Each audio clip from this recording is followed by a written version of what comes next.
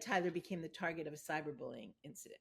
His roommate live streamed Tyler in a sexual encounter with another man and then posted about it on his social media. And as Tyler kept reading the comments and posts and what had happened, I think Tyler's reality just became very twisted and distorted. And he sadly made a permanent decision to a temporary situation because on September 22nd, he moved in on August 25th, and on September 22nd, 2010, Tyler died by suicide.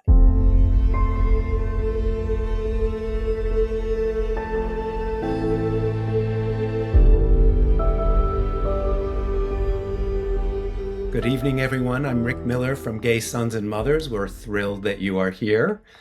Tonight we have a special guest, Jane Clementi, from the Tyler Clementi Foundation. I will say more about you in a couple moments, Jane. Also with us is Lindsay Morris, our board president. She's going to be fielding for questions and comments tonight. So thank you, Lindsay.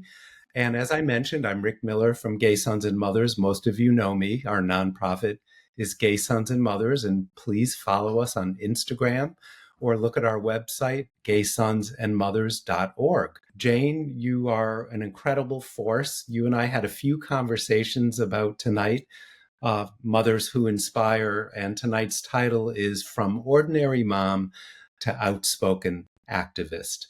Would you like to introduce yourself, Jane, and tell us a little bit about who you are, and then we can start the conversation? Sure. So my name is Jane Clementi. I use she, her pronouns. I am, as you said, the CEO and co-founder of the Tyler Clementi Foundation, which is working to try to end online and offline bullying in schools, workplaces, and faith communities.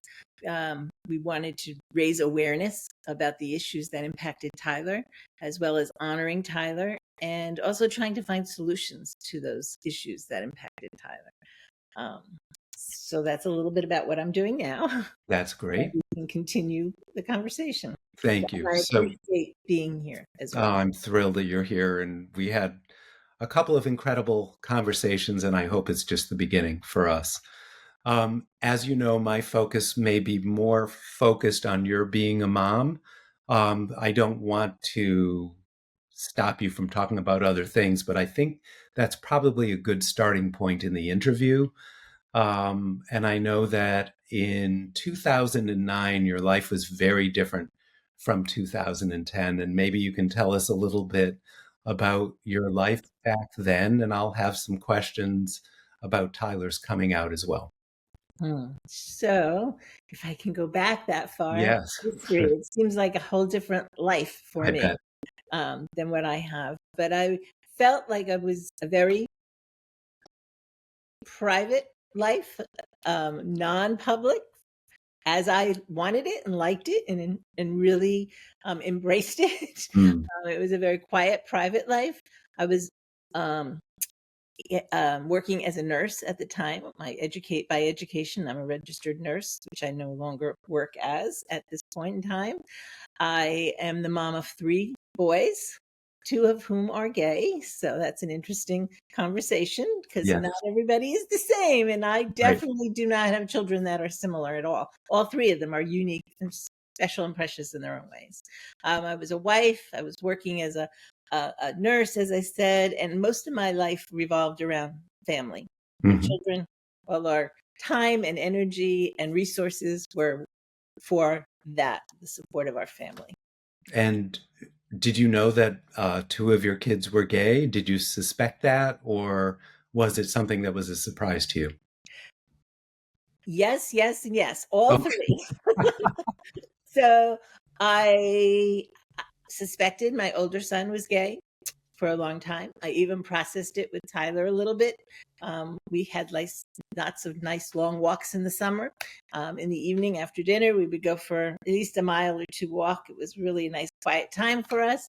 And on a few of those walks, I was processing James. When is he going to come out? Why isn't he coming out yet? By this point in time, this was even the summer of 2010, I would say, 2009 and 10. And by then James had graduated college and had moved back home to get himself settled and established in a work environment so that he could pay for his independence. So you're confiding to Tyler, and I don't know if Tyler knew at that moment He within did. himself that he was gay. He did. In Uh, hindsight, I learned much more, but he did not share at that point. He did I not see. share until less than 48 hours. Maybe it was about 36 hours before going off to college, Ah, packing him up and moving him into his dorm. the other thing I wanted to also ask you to speak a little bit about is your religious background, because I believe at the time you were religious.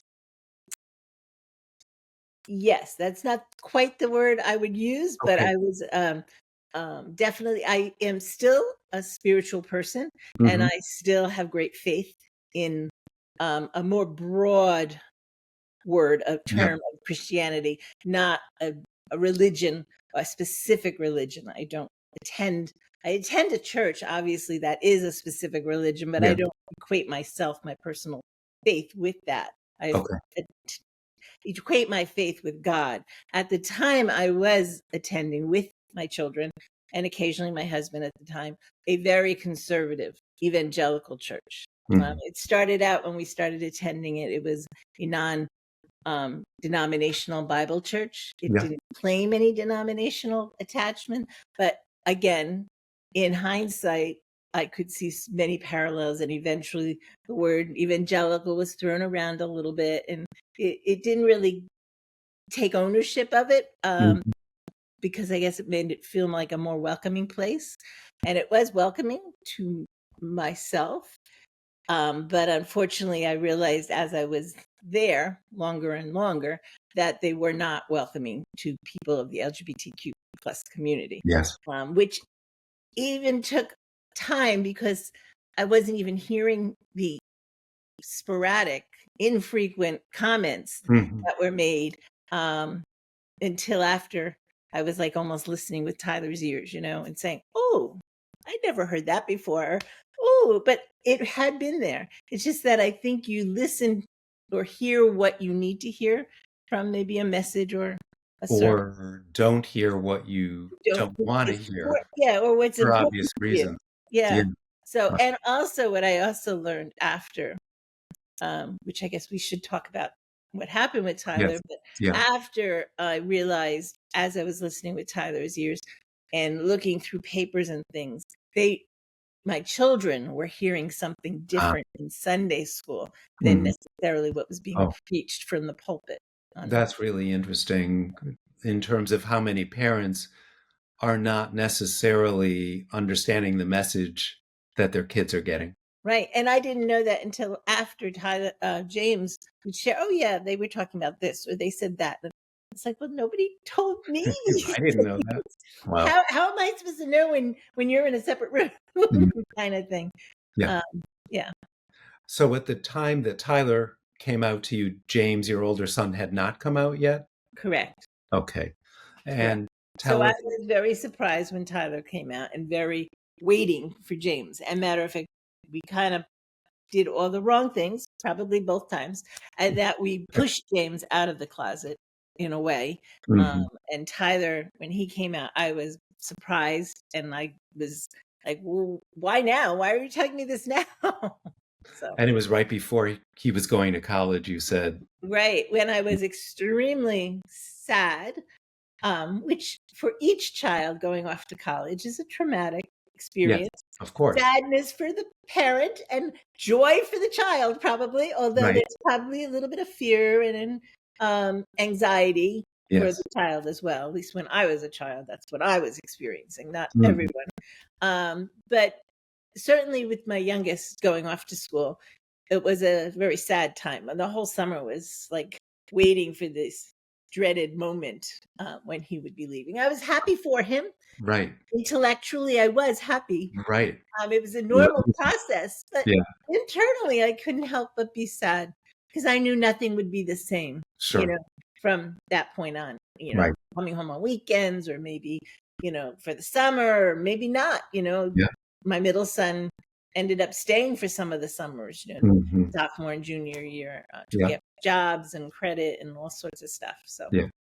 Did Tyler tell you why he was coming out to you at the time? Was it linked with his going to school? he did not say, but that's Okay. what I Yeah. surmise. I mean, it makes sense that that Yeah, would yeah. probably be the case. Moving on in the story, tell us what happened next. I mean, I know I've done a lot of research and I have some questions, but I'd love to hear it from your vantage point.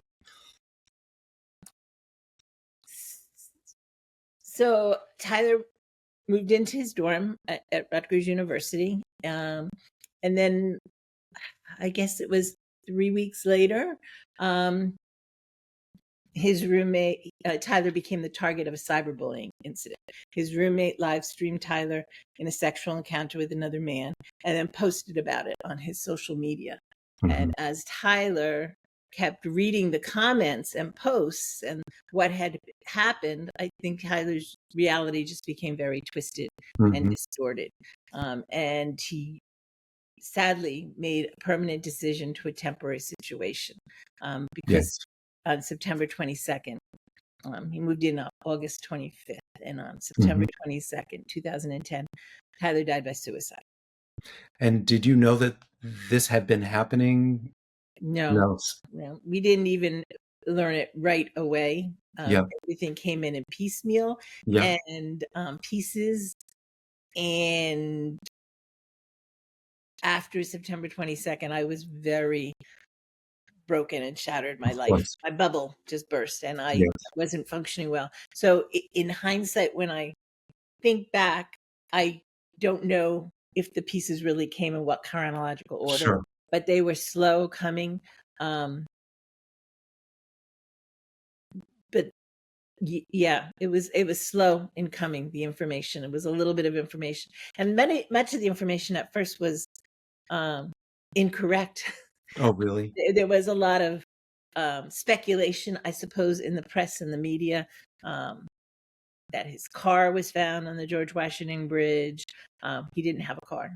He Ah, did drive to New York. right. So that maybe there was mischief, and maybe he was kidnapped, or maybe he ran away. There was a lot of speculation. So Mm.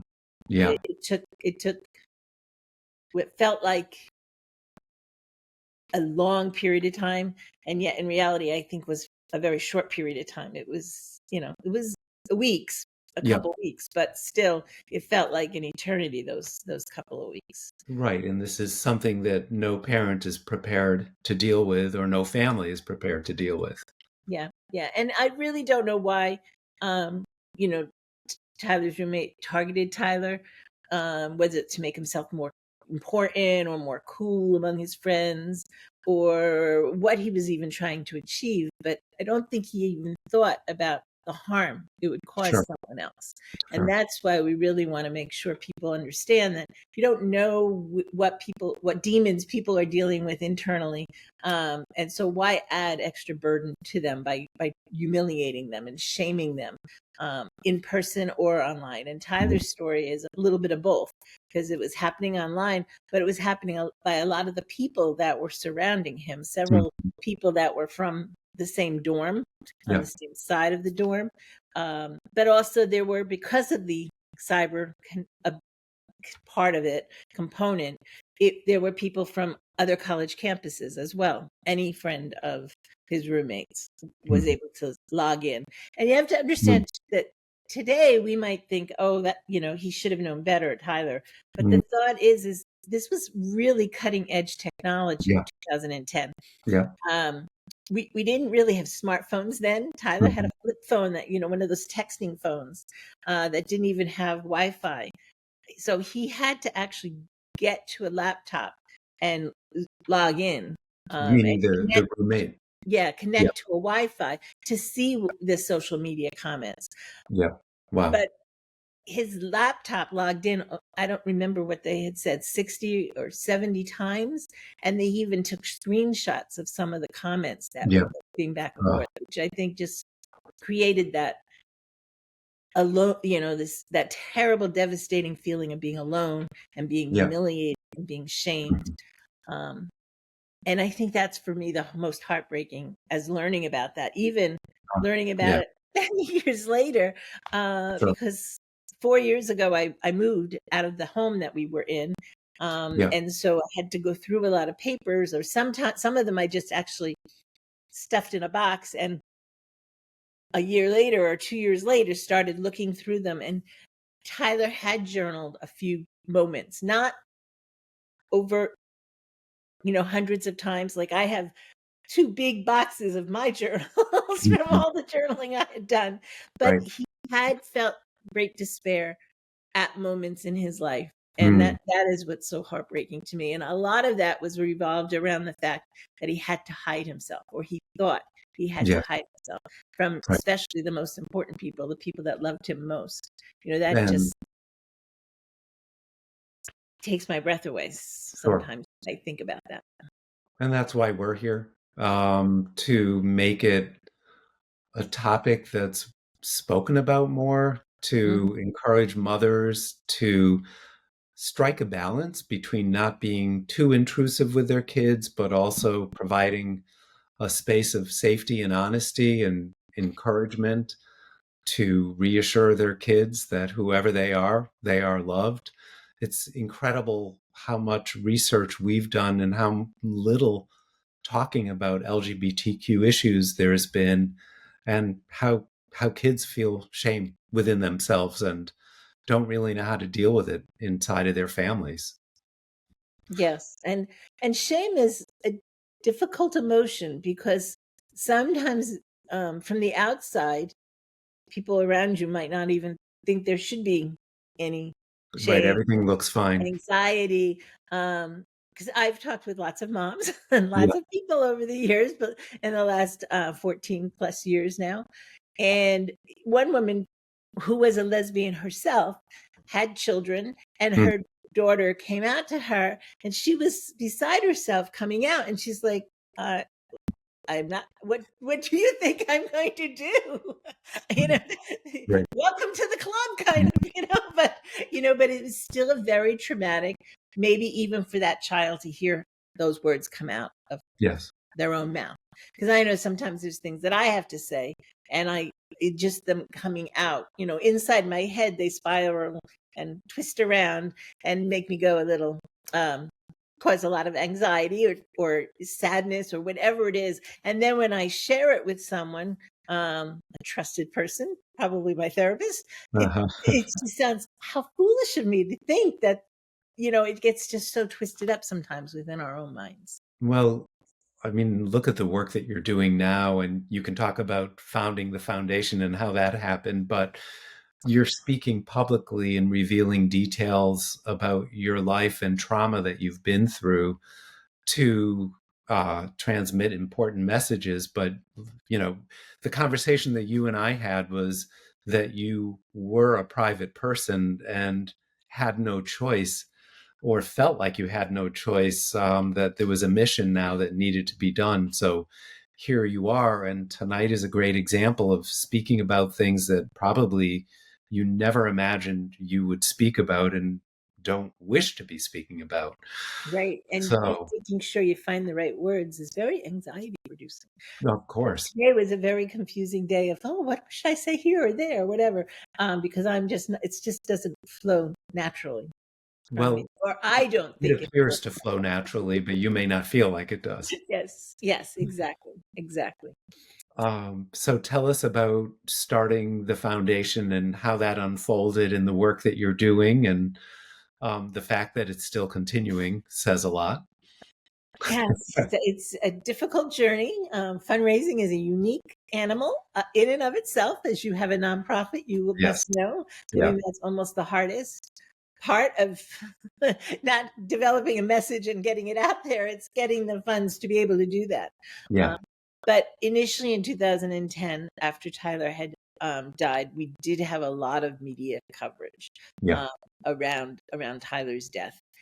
And because of that media attention, many people were approaching us saying, well, why don't you do something with it?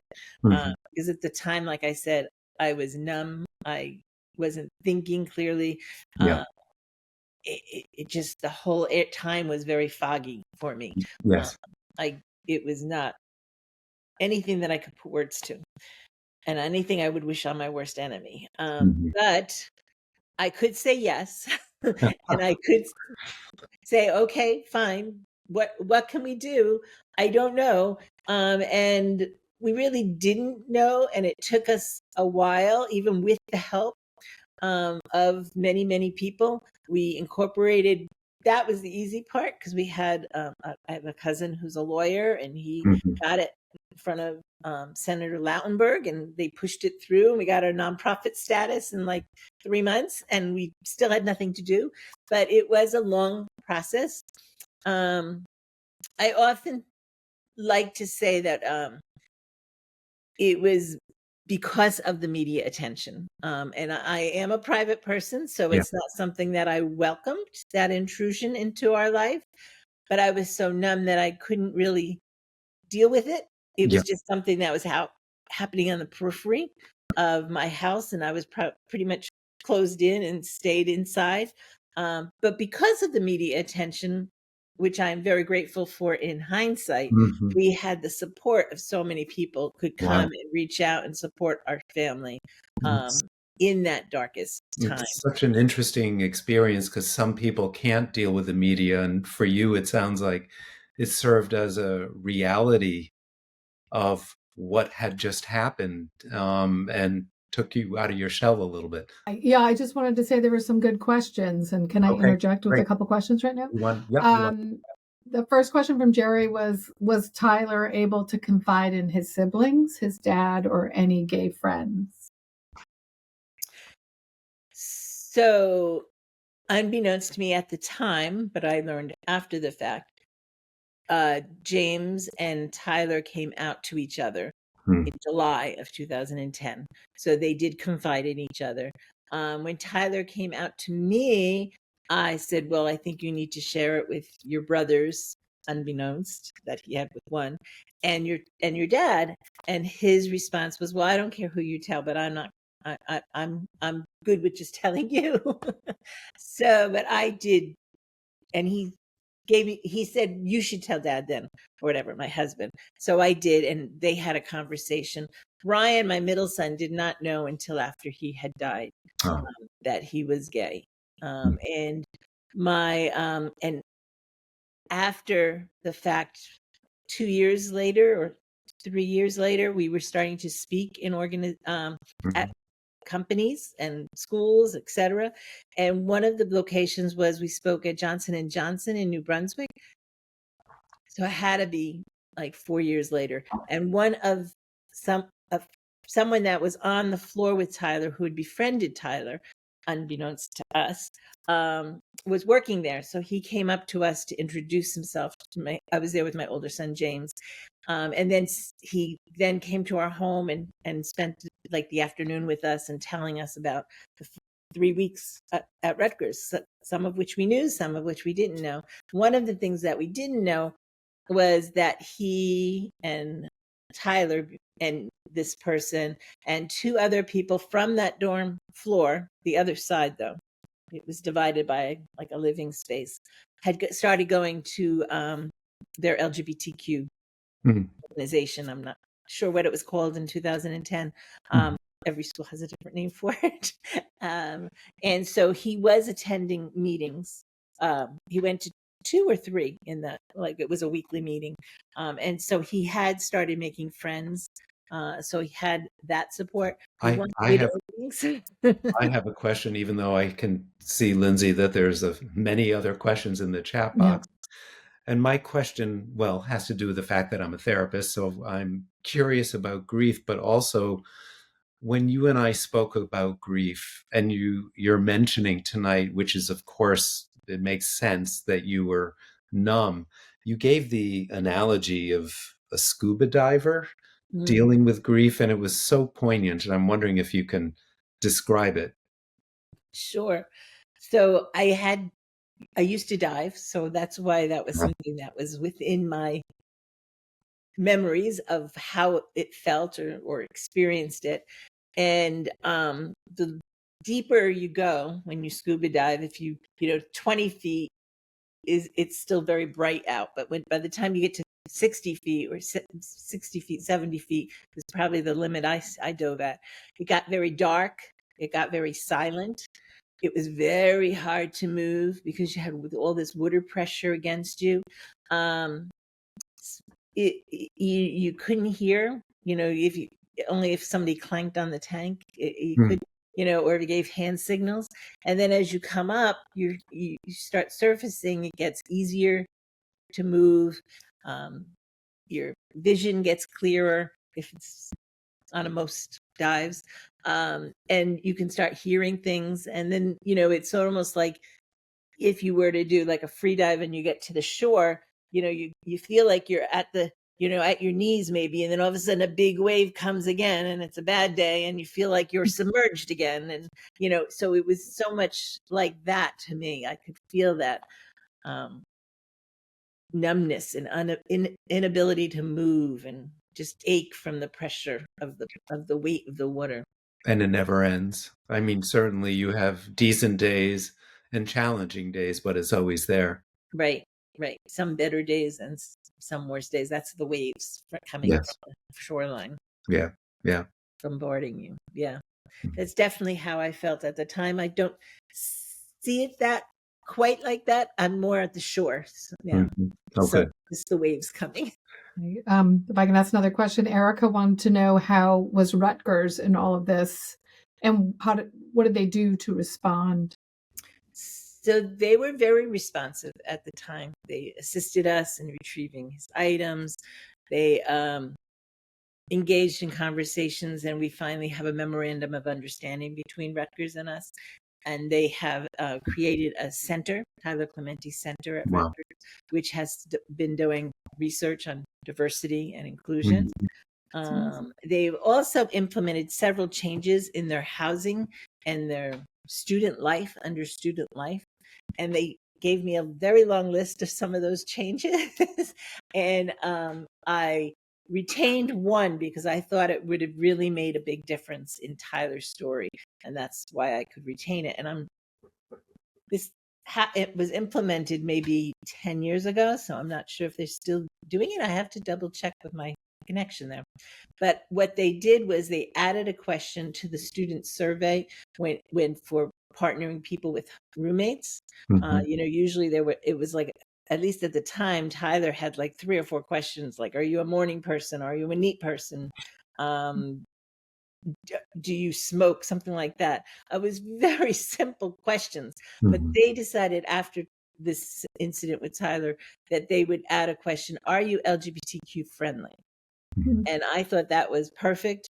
If parents are observing, so you're friendly. It doesn't claim you if you're not out. And the other thing is that question isn't retained. It's just used to partner people. So only friendly people are partnered together, and non-friendly people can have themselves to each other. So they definitely have been very supportive and receptive to changes, to making changes and implementing changes. So, well, as you share some of these details, what I'm struck by is the outside forces kept you going and kept you moving along, that, in the midst of your grief, you were in the space that you were in, but simultaneously there was this whole thing happening outside of yourself that took form and took shape, kept you going, and created the organization that you're now running. Yes, absolutely. There was a lot of support, even though at times I did not feel it, and I did feel very isolated. But I could see, I mean, we had such an outpouring of support from multiple communities, the faith community that we were part of, the school community that Tyler had been part of, the town that we lived in, the village of Bridgewood. It was amazing. People kept coming. And again, there's differences. Joe found that very intrusive. I found that very helpful. Wow. to have Good. people. He went to go to work to get away from the people, and I didn't work for a few months because Yeah. I just couldn't even think. Sure. I mean, even when I went back, thanks to family leave, I'm a Mhm. proponent. I Yeah. could go in for 3 hours a week if I want. I used up my sick time. They were very flexible where I was working. Mhm. Yeah. Amazing. I love one of these comments from Jeanette. It says, I just want to say, you seem to have compassion for the roommate who bullied Tyler, and that's incredibly difficult and admirable. Do you want to say anything to that? It is an interesting statement because I try to have compassion on everyone, and that's what we are trying to sort of inspire and teach others, not to go low, but to go, high. But it's a complicated issue in that certainly it's a process of forgiveness. Hmm. And oftentimes when I speak, especially to youth, they're interested in how do you go about forgiving someone that's impacted harm. And I have also learned that people approach things differently. So if something good were to happen to you, Rick, you might say, oh, it's because of what I did, and I did that. Mhm. But where if something negative happened to you, you would say, oh, well, it was Sam's fault. Sam did that to me. Where I'm more of the internalizing the bad and giving that just who I am. I've realized that. So if something good happens, it's, oh, because this person worked really hard on that project. I, didn't have much of an So all impact. that therapy isn't helping yet? But no, my therapist is helping me to see that that's the way I am. So it's not the way reality is. Right. So I personally needed to forgive many other people before I needed to forgive the roommate. Wow. So I needed to forgive Tyler because how could he do that to himself? In a really sad way, not an angry way, just how could you do this? And I am a person of faith, so where was God in all of this? So I really needed to have some healthy conversations. I wouldn't even call them prayers with God because Yeah. I was a little angry. Yeah. Like, how could he allow this? Mhm. And then, a mom's supposed to know everything and a mom's supposed to be everywhere. And how could I have not known what was happening? How could I have not known how to support Tyler? How could I have not known? Although in my conversations, probably I wouldn't have responded well anyway, because my response would have been, we're coming to pick you up. You're coming home. We're going to bundle you up in bubble wrap. Right. And that was not Tyler. He was a very, in other ways, resourceful and determined person. But when you're in a devastatingly negative space, those same qualities are not a positive asset. Mhm. What I found. But also, like I said, we want people, because we talk to other youth, especially, or even adults who are cyberbullied or being bullied. And the one thing that I like to share is that there's so many things that happen around us and to us, and we can't have any control over them. But the one thing that we can control is our response. Mhm. And so, like I said, respond with respect and compassion as much as you can, and as calmly as possible, if you can possibly keep it calm, and assertively to try to stop the situation, but not to retaliate out of revenge or retaliation. Respond with retaliation. Respond from your head is what I like to say, intellectually, and not from your heart or from your emotions. Mhm. That it's very difficult. It's not easy, but that's the goal in life, I would think. I've never met the roommate in person, or seen him in person, Mhm. other than across the courtroom. So, I also feel sometimes that it's a hurt person that hurts another person, and who knows what that person is going through or experiencing. I It's just not want an Cues. comment on your demeanor, which is that you're so accessible, so honest, so down to earth that it's hard to not learn from you, meaning you have so much wisdom and you distill it down in a way that's understandable and easy to absorb. And I can imagine the impact that you have on so many people as a result of who you are. Oh, that's very sweet of you. Thank you. Yeah, well, thank you for sharing yourself with us. Thank you. Yeah. What other things would you like people to know about Tyler besides the case? What was he like? People want to know what was he like? Yeah, that's actually a hard question because, to sum somebody up in 3 or 4 words, it's hard. But I'll start trying, and when I get too long, you can cut me off. Tell us about Tyler. So he was very kind and caring person. He loved to give gifts. He loved to buy gifts and wrap them up beautifully in paper and ribbons, and to present the gift even. That he liked to do that better than receive a gift. Actually, he was adventurous. He loved to explore. He loved to do research. When I was doing my kitchen before the internet was more at a beginning stages in, say, 2006, 2007. So I didn't have the patience to log on and get information. It wasn't as easy with the Google searches as we have now. But Tyler, and I was like, gee, I wonder what refrigerator we should get or stove. He would get, he was like, this is his fun time, So he would help me and Joe, with all the research, do the research for us.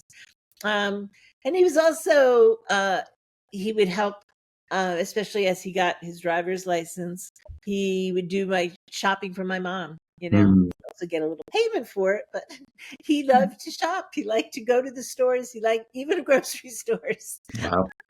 So he was in that respect a little unique, I guess, but so much so. He loved science. He liked, especially in middle school, he was thrilled with these hermit crabs. But he wanted these hermit crabs. He saw them on the Jersey Shore, and then he started doing research, and we'd go to Petco and he'd buy more and he'd name them, and he knew the right temperature to keep them at, the humidity and the right food. Anything you'd like to know about hermit crabs, he could have told you. So it's all different phases and stages that he's went through. He became an avid cyclist sophomore, junior year. He saved up his money and bought this really expensive Cannondale bike. And he would go on these bike trips. When he was young, we would go together as a family to the duck pond ride, which was a good 3 miles. But those were not challenging enough for a 16-year-old. Right. But unbeknownst to me, until after he came home, he actually went all the way to Harriman State Park from Ridgewood, which is like a 25-mile journey on his bicycle. I was not thrilled with that, but he did achieve something he set out to do, hence his determination.